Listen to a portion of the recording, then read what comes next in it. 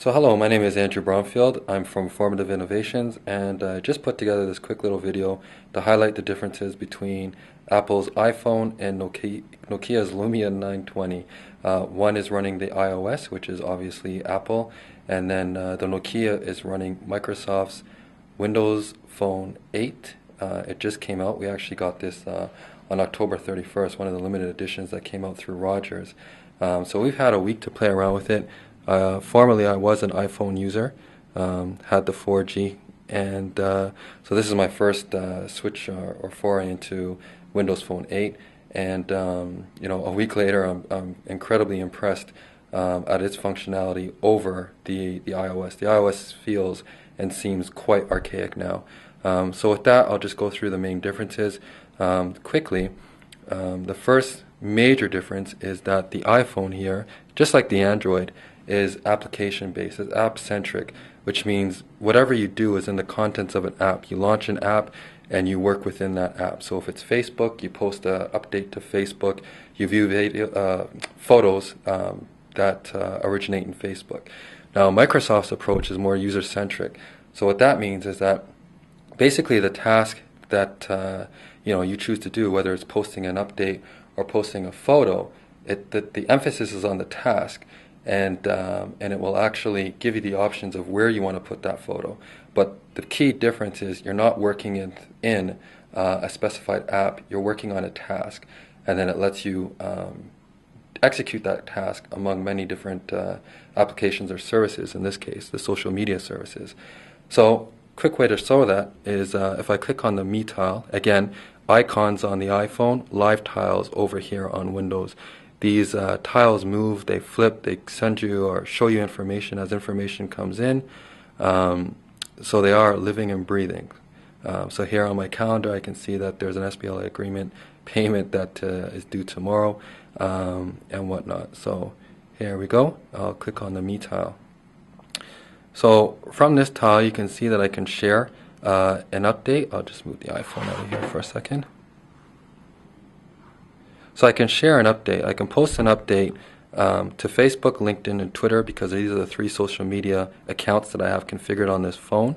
I can click on here and take off some of the accounts and just, for example, post to Facebook, or I can leave on all three and my message will go to all three at the same time. So again, this operating system is completely written with productivity in mind and the less amount of steps or the least amount of steps possible to execute a task.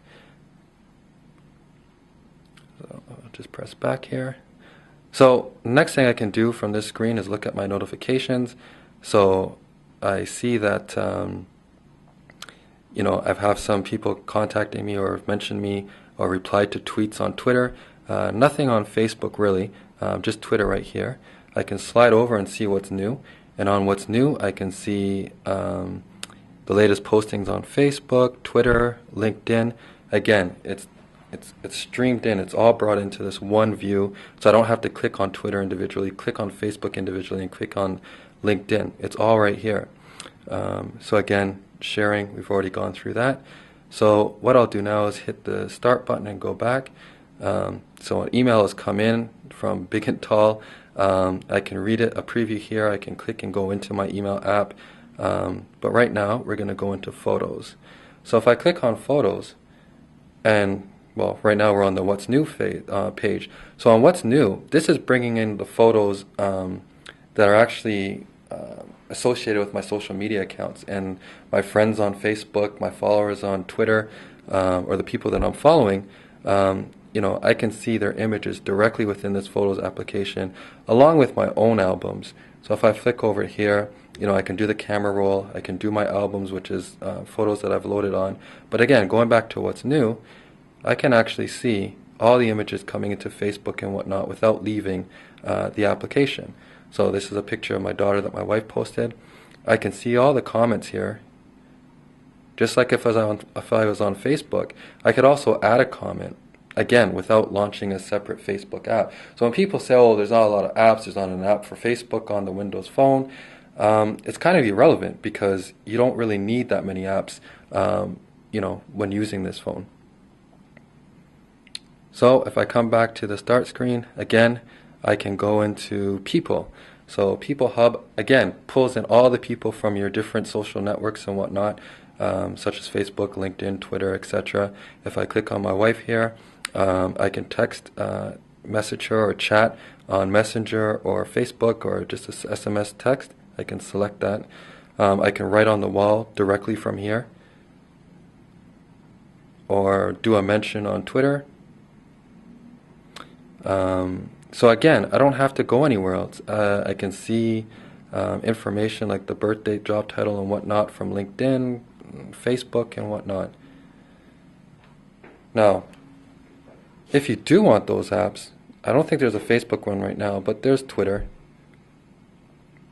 And with the Twitter app, again, it's so easy to use. I just flick us to the mentions, flick again to messages. I don't have any list defined, and I'm back at the timeline, right? The other thing you'll notice is that this operating system is incredibly fast. You can do things so quickly in this, it just flies. I've never seen it, lag or hang up.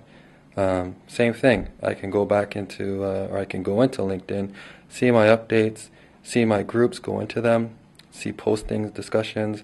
That's my profile there, and again, back to updates. You'll also notice that the apps on the Windows phone actually look really good. They've got full creative control when it comes to how it looks, so they're very image rich. You can see again on my live tile here that someone's just following me on Twitter. Again, don't have to do anything. So another criticism was that it doesn't have a notification center. Well, every tile is a notification center. So again, just as another example, if I look at the weather network, you'll see how graphically rich these apps really are. And again, just hourly forecasts, short-term forecasts, long-term forecasts. Very easy to navigate. Coming back to the home screen, one other thing, you have the full version of Microsoft Office on this phone. So that's everything, including OneNote, Word. If I wanted to look at one of the sample presentations here, so if I had my real PowerPoint, I could actually edit it right here. This will show you what it looks like with the transitions, so you can really practice your presentation the exact way that it will appear when you get to your destination or in front of 1,000 people. Coming back to the start screen, one other thing that I'll go through is that switching from the iPhone over to the Windows Phone, I couldn't understand why in Windows Phone 8 there's this back button and a dedicated button for that. But actually, it makes things so easy. So say I go into my settings and I go into theme and I change the color to, say, green, and I want to see what that looks like. On the iPhone, I'd have to go back to settings and navigate back through. Here, I just hit back and I'm right back to where I last was, and I can set it back to the color of my choice. And that goes for anything. As you use this operating system, your back just gets you back to your last action, and it really does make a difference from a productivity standpoint. So again, these are some new features or key features of Windows Phone 8.